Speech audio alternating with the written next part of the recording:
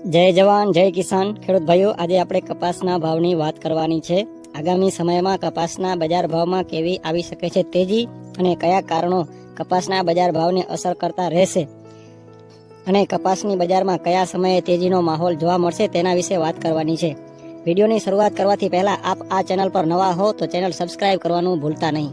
શરૂઆતમાં વાત કરીએ તો કપાસના પાકનું ચિત્ર હાલ કેવું છે તે જોઈએ અને વિશ્વમાં કપાસનું ઉત્પાદન કેટલું થઈ રહ્યું છે તેના વિશે વાત કરીએ। સાથે આગળ કપાસ, કપાસિયા રૂ અને કપાસિયા ખોળના ભાવમાં કેવી અસર જોવા મળશે તેની વાત કરશું।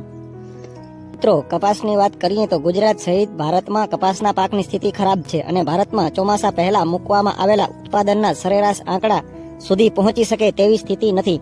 ભારતીય શંકર ઘાસડી 54,500 રૂપિયા પર શનિવારે બજાર બંધ ભાવ થયો હતો। અમેરિકન સેન્ટમાં જોઈએ તો 82.10 સેન્ટ જોવા મળ્યો હતો।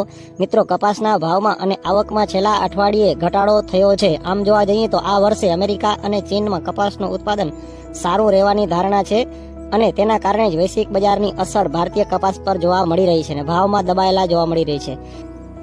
અમેરિકન કપાસ ભારતીય શંકર કપાસ કરતાં જીનર્સને સસ્તો મળી શકે છે જો સરકાર ડુંગળીના પાકની નિકાસ બંધ કરી હતી એવી જ રીતે આયાત પર લેવામાં આવતી જકાતને ઓછી કરે તો ભારતીય ખેડૂતોને કપાસમાં આ વર્ષે ટૂંકા ગાળામાં કોઈ મોટા ભાવ વધારાની આશા રાખવી જોઈએ નહીં। આજની વાત કરીએ તો આજે આવકમાં અને ભાવમાં સામાન્ય વધારો જોવા મળી રહ્યો છે, જે મોટો લાંબો વધારો નથી પણ સામાન્ય 10 થી 15 રૂપિયાનો ભાવમાં વધારો જોવા મળ્યો છે। સાથે આજે આવકોમાં પણ વધારો થયો છે। વાત કરીએ આગામી સમય તો CCI દ્વારા ખરીદી થતા ભાવમાં નજીવો સુધારો જોવા મળશે। ત્યારબાદ ભાવ એપ્રિલ અને મે મહિનામાં વધવાની શક્યતા છે। આ વર્ષે ભારતનો કપાસ બહાર નિકાસ થાય એવી વધુ શક્યતા નથી અને કપાસની આયાત થાય એવી પૂરી શક્યતા છે। વૈશ્વિક સ્તર પર ભારતના કપાસની બજાર સારી જળવાઈ રહી છે, જે આગળ નજીકના સમયમાં વધે તેવી શક્યતા ખૂબ ઓછી છે। ઓસ્ટ્રેલિયા, ચીન, અમેરિકામાં મંદીનો માહોલ છે। સાથે જ ભારતમાં ફેબ્રુઆરી મહિનામાં લગ્નની મોસમ આવી રહી છે।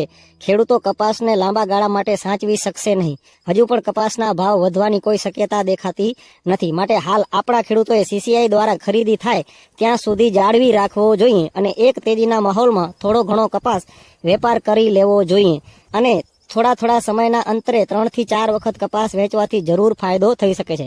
બજાર પર હાલ એક્સપર્ટ કોઈ તાર્કિક અનુમાન આપી શકે તેવો માહોલ નથી, માટે બજાર વિશે સંપૂર્ણ અંદાજ લગાવવો હાલ કઠિન જણાઈ રહ્યો છે।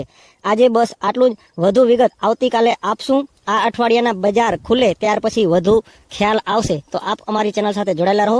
નમસ્કાર।